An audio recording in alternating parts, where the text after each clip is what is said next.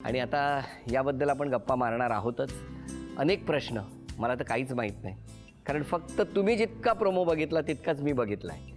पण आपण सगळे सहकुटुंब या चित्रपटाला जाणार आणि कुणीही सांगितलं तरीसुद्धा, कुणीतरी CD दिली म्हणून, कुणीतरी आपल्याला पटकन पेनड्राईव्ह दिला म्हणून, कुठेतरी डाउनलोड करून आपण बघणार नाही एवढं ठरवायचं.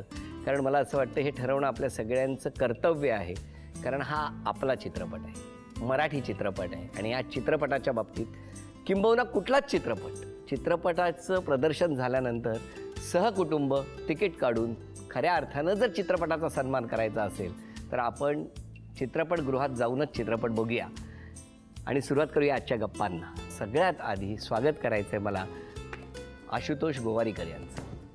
नमस्कार. नमस्कार. आणि संपूर्ण कुटुंबाचं, कारण तुम्ही व्हेंटिलेटर या चित्रपटाचे सगळे त्या कुटुंबाचे सदस्य आहात. मला खूप काही विचारायचं आहे, कारण त्यांचे प्रश्न माझ्या मनातून तुमच्यापर्यंत पोहोचणार आहेत. खूप दिवसांनी मराठी चित्रपटात दिसला, होय, बरं वाटलं आम्हाला. चित्रपटाविषयी बोलूया, पण आधी सांगा तुमचं बालपण कुठलं? माझं बालपण मुंबईतच आहे. मुंबईत कुठे? बांद्र्यामध्ये. शाळा? शाळा सेंट ट्रिजाज हायस्कूल. आणि घरी कोण कोण? घरी आई वडील बहीण अश्लेषा आणि बायको सुनीता, 2 मुलं आहेत, कोणार्क आणि विश्वान. शाळेत असताना आता जसे तुम्ही शांत आहात तसेच होता का? नाही, मी कम्प्लिटली ऑपोजिट होतो. कारण मला नेहमी वरचेवर रिमार्क मिळायचा. ते एक कंप्लेंट असायची टीचर्सची की हा खूप बोलतो वर्गात. तर दर महिन्याला एखादा रिमार्क यायचाच की हा खूप बोलतो वर्गात. मग आता गप्प का झाला? कालांतराने एवढे गप्प का झाला? आता समजलंय की जितकं ऐकू शकतो आणि ग्रास्प करू शकतो, ॲब्झॉर्ब करू शकतो, ते जास्त आहे. त्यामुळे गप्प बसून ॲब्झॉर्ब करावं आणि ते फिल्मच्या मार्गे. शाळेतून तेव्हा येणारी तक्रार ही एकच असायची की वर्गात बोलतो? होय.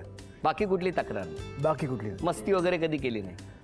नाही, मस्ती नाही. हो ना. आई बाबा काय करायचे? वडील माझे पोलीस ऑफिसर होते. बरं. आणि मग त्यांनी त्यामुळे घरी जे बोलू शकायचे नाहीत ते शाळेत बोलायचं. You cracked it for me. कदाचित तसंच असेल ना. बाबा पोलीस ऑफिसर म्हटल्यानंतर घरी बाबा दहशत असेल तर. नाही, पण बाबा तसे नसतील कदाचित, तुमच्याकडे बघून वाटतं. नाही, अजिबात नाही. फारच प्रेमळ आणि फारच परफॉर्मिंग आर्ट्सचं वेड हे जे आईवडिलांना आहे ते त्यांनी मला इंट्रोड्यूस करून मलाही त्यात आणलं असं मला फिलिंग आहे. कारण लहानपणापासून नाटकं बघणं, फिल्म्सना जाणं, म्हणजे मी सतीश दुबाजींचं ती फुलराणी बघितलेलं आहे, मी लागूनचं डॉक्टर दत्ता भट यांचं नटसम्राट बघितलेलं आहे लहानपणी. तर माझं इंट्रोडक्शन त्यांनी या कम्प्लीट क्रिएटिव्ह वर्ल्डमध्ये. पण तेव्हा कधी वाटलं नव्हतं की पुढे जाऊन तुम्ही या क्षेत्रात काम कराल असं? कधी वाटलं नव्हतं, स्वप्न पण नव्हतं. असंही काय करायची इच्छा होती? ॲक्च्युली मला तर खूप मोठा प्रश्न होता की आपण एक्झॅक्टली काय करणार आहोत. मनात खूप मोठी स्वप्न होती की इंजिनिअरिंग किंवा मेडिकल किंवा आर्किटेक्चर असं काहीतरी करूया, पण तसे नंबर पडायला पाहिजेत ना. ते नंबर कधी मॅच नाही झाले आणि त्यामुळे आर्किटेक्चरची एक्झाम पण मी जे एंट्रन्स एक्झाम आहे ती मी फेल झालो आणि मग मी BSc मध्ये आलो. ते बरं झालं. कधी कधी होतं ते चांगल्यासाठी.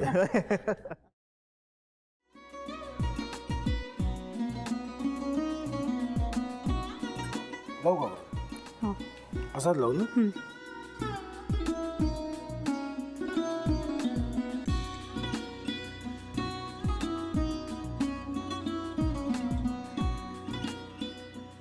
आता काय करायचंय? आता आपण ड्राय स्टफिंग दुसरं काय करणार आपण त्यात?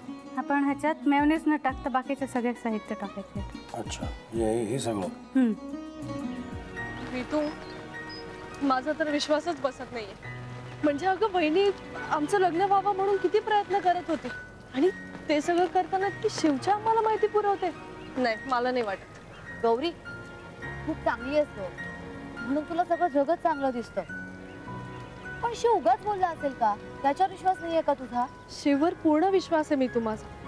पण तो आता हे जे काही करतोय ना, म्हणजे निशा बहिणी समोर त्या राधिका सोबत फिरण्याचं नाटक वगैरे, ते त्याचा काही उपयोग होणार नाहीये. अगं असं कसं म्हणतो?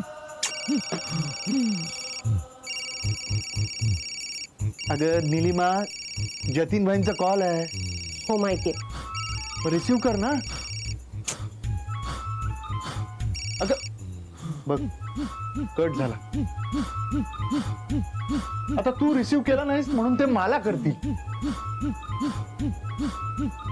अबा पुन्हा आला बघ. घे बघू. पण हे एक ना एक दिवस घडणारच होतं. आता मला कळलं तुम्ही 2 दिवस झाले काय सांगत होता ते. बनू हे संकेत असतात आणि हे ठरवून येत नसतात. मी बाहेर तुमची वाट बघते.